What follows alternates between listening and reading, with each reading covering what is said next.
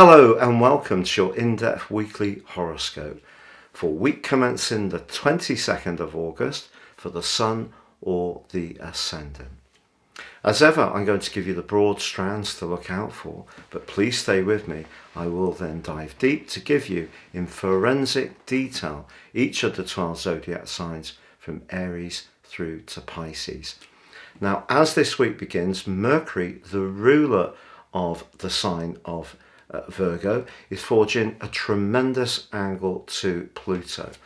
So there's a sense that the analysis that Mercury in Virgo provides at the best of times is heightened even more by this combination.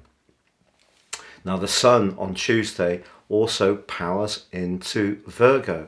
So a very Virgoan energy is starting to develop. Some may call this Virgo season.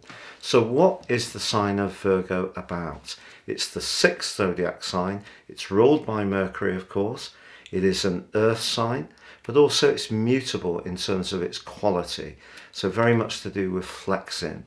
But it's asking us to use our precision and discrimination to get some of the finer details of our situations working that much more efficiently.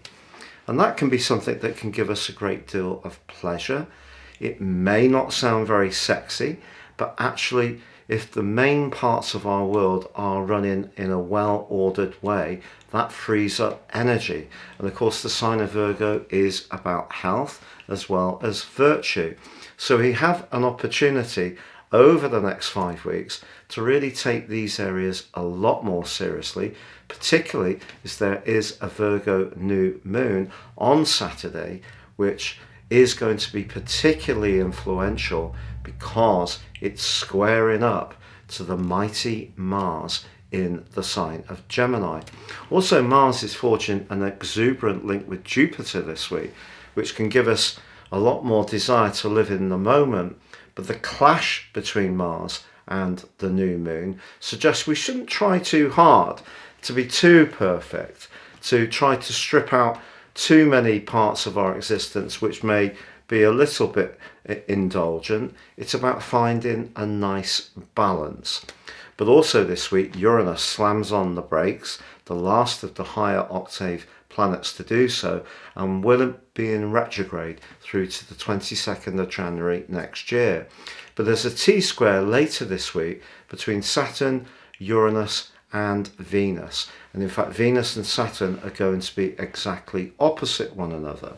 So any relationship where one partner tends to be quite sacrificing and hardworking, particularly on the domestic front, and the other person tends to be a bit more focused on their own needs, that could cause some frosty relations as this week draws to a close.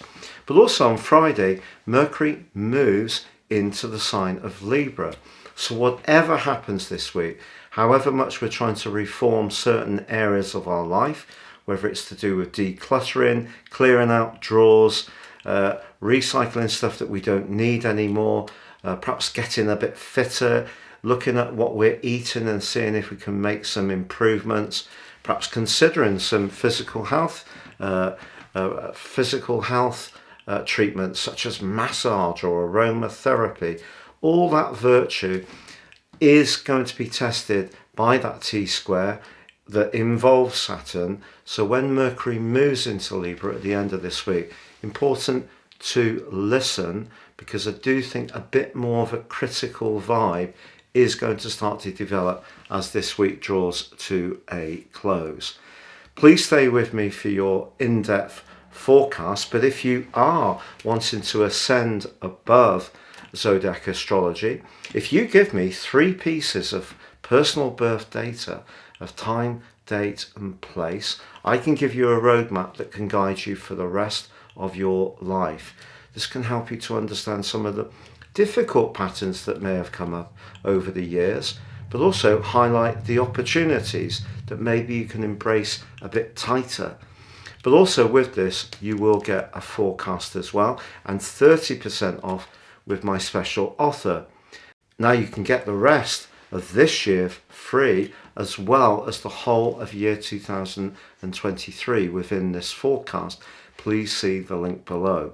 Now, if you've yet to subscribe to my channel, I'd be grateful if you did so now. If you have already, thank you so much. So Pisces, your week commencing the 22nd of August forecast sees the Sun on Tuesday move to join Mercury in your sector of relating.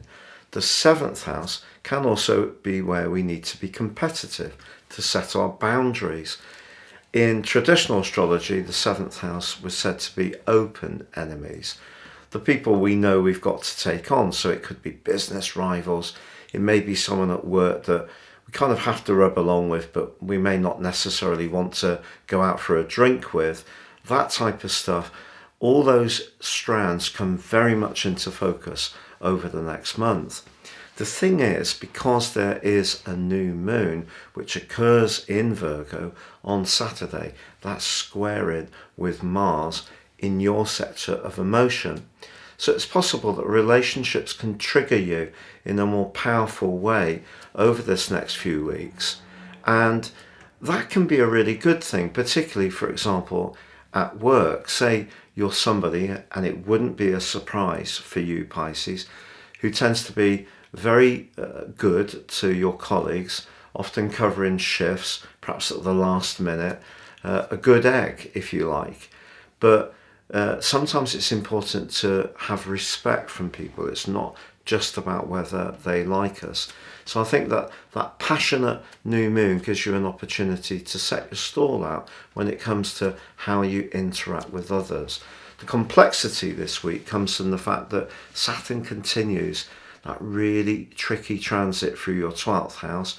It's in an opposition with the planet of relating, Venus, and both are T-squared or intersected by the North Node and the Uranus conjunction in your 3rd house, which is very much to do with our nervous system.